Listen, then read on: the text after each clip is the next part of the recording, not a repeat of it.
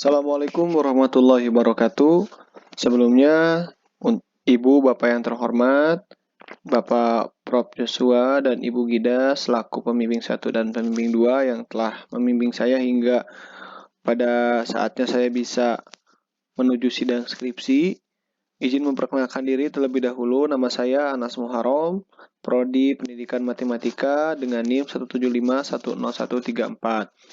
Untuk skripsi yang saya ambil berjudul Pembelajaran Lingkaran pada Siswa MTS kelas 8 dengan menggunakan pendekatan kontekstual.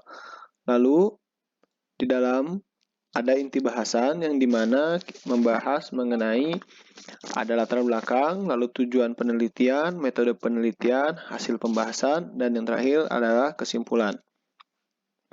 Lalu, adapun beberapa pembahasan yaitu adalah pembahasan mengenai pembelajaran kontekstual, lalu peran matematika, kesulitan materi lingkaran pada siswa kelas 8. Yang pertama kita akan membahas mengenai tujuan penelitian. Nah, di sini tujuan penelitian yaitu yang pertama ada skenario dan implementasi pembelajaran materi lingkaran pada siswa kelas 8 di MTS dengan menggunakan pendekatan kontekstual. Lalu yang kedua, respon guru dan siswa terhadap pembelajaran materi lingkaran. Lalu selanjutnya ada kesulitan-kesulitan yang dialami siswa kelas 8 MTS dalam menyelesaikan tugas-tugas materi lingkaran. Lalu yang keempat, ada kendala-kendala yang dihadapi guru pada saat melaksanakan pembelajaran kontekstual. Lalu di dalam metode penelitian, yang pertama metode penelitian yang saya ambil yaitu menggunakan penelitian deskriptif kualitatif. Lalu subjek penelitiannya adalah siswa kelas 8 di MTS Al-Mutariyah Mande dengan jumlah siswa dan siswi 20 orang. Lalu yang selanjutnya ada tahap persiapan, tahap pelaksanaan, dan tahap evaluasi di prosedur penelitian. Lalu ada pengolahan data yang diolah menggunakan Microsoft Excel 2010. Adapun instrumen, di antaranya ada bahan ajar, tes tertulis, angket, respon guru dan siswa, lembar observasi guru, dan uji instrumen. Ada di dalamnya itu validitas, reliabilitas, daya pembeda, dan indeks kesukaran. Hasil penelitian serta pembahasan. Nah, di sini ada pun tahapan pendekatan kontekstual yaitu ada 7 unsur. Yang pertama adalah konstruktivisme, yang dimana kita mencoba untuk mengkonstruksi atau membangun dulu pemahaman siswa mengenai materi yang akan disampaikan. Lalu yang kedua adanya yaitu inquiry atau menemukan. Siswa didorong untuk menemukan sebuah penyelesaian masalah yang telah ataupun akan diberikan. Lalu ada proses modeling, di mana di sini siswa dibentuk untuk agar paham dengan materi yang akan diajarkan. Lalu ada learning community, yaitu di mana siswa dibagi kelompok dalam kelasnya itu untuk masing-masing siswa berkelompok dalam menjelaskan ataupun menyelesaikan soal yang nanti diberikan oleh guru.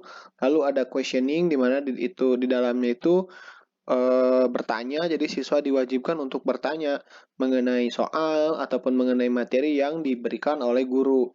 Lalu ada refleksi, di mana ketika beres pelaksanaan pembelajaran, siswa melakukan refleksi terlebih dahulu dengan mereview soal-soal sebelumnya. Adapun soal-soal yang sudah tadi dibahas akan direview kembali secara singkat oleh guru. Lalu ada authentic assessment, di mana guru memberikan kembali soal yang untuk dikerjakan oleh siswa.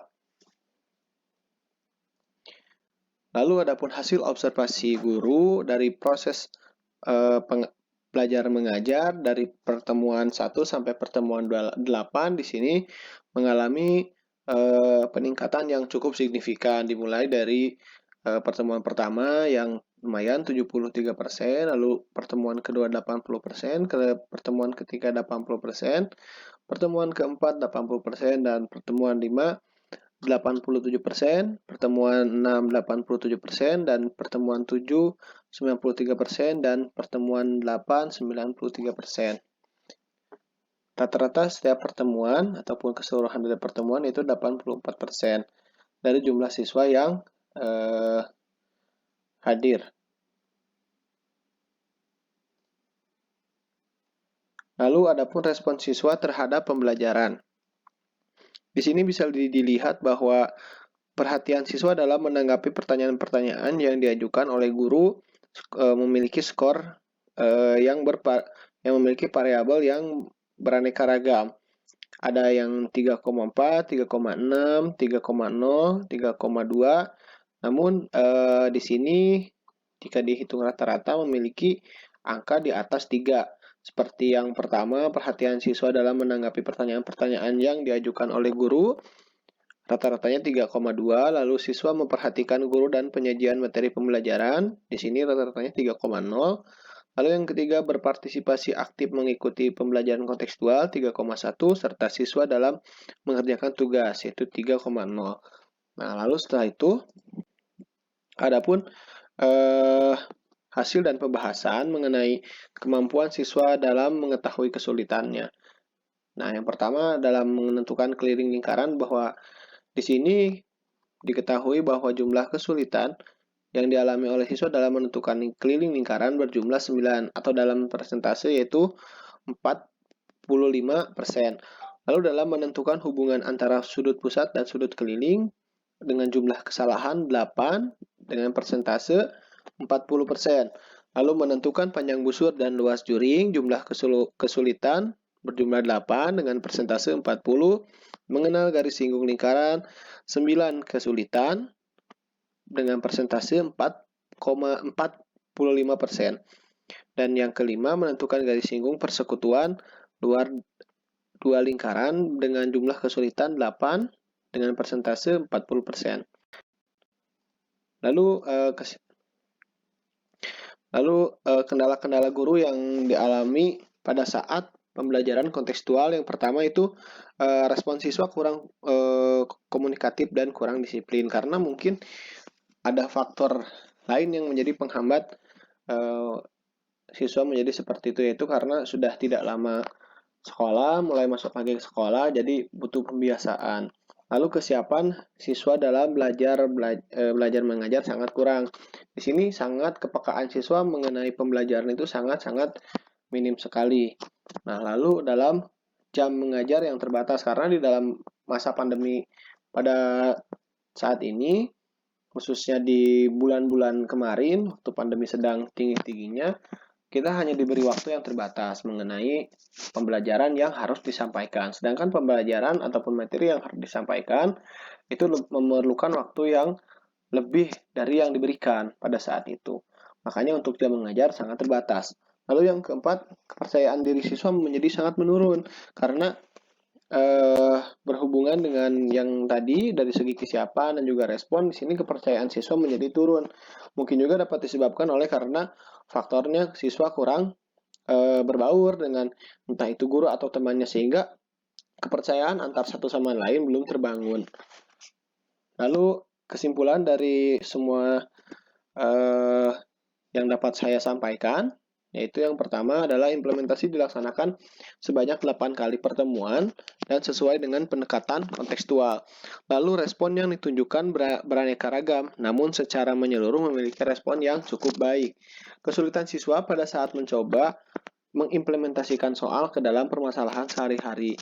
Lalu kendala-kendala yang dialami guru dalam penalaran siswa yang masih perlu diasah kembali ketika diberikan soal dengan bentuk pemecahan masalah yang dikaitkan kehidupan sehari-hari, karena memang kondisi siswa ini memang untuk dalam segi penalarannya itu memang perlu diasah kembali ketika kita memberikan sebuah clue ataupun memberikan sebuah contoh yang memang harus dikerjakan oleh siswa, khususnya ke dalam soal ataupun ke dalam permasalahan sehari-hari. Terima kasih atas perhatiannya. Saya cukupkan presentasi mengenai skripsi yang telah saya paparkan. Mohon maaf apabila masih banyak kesalahan ataupun kekeliruan yang saya utarakan. Mohon maaf sebesar-besarnya. Wabil taufiq wal hidayah. Wassalamualaikum warahmatullahi wabarakatuh.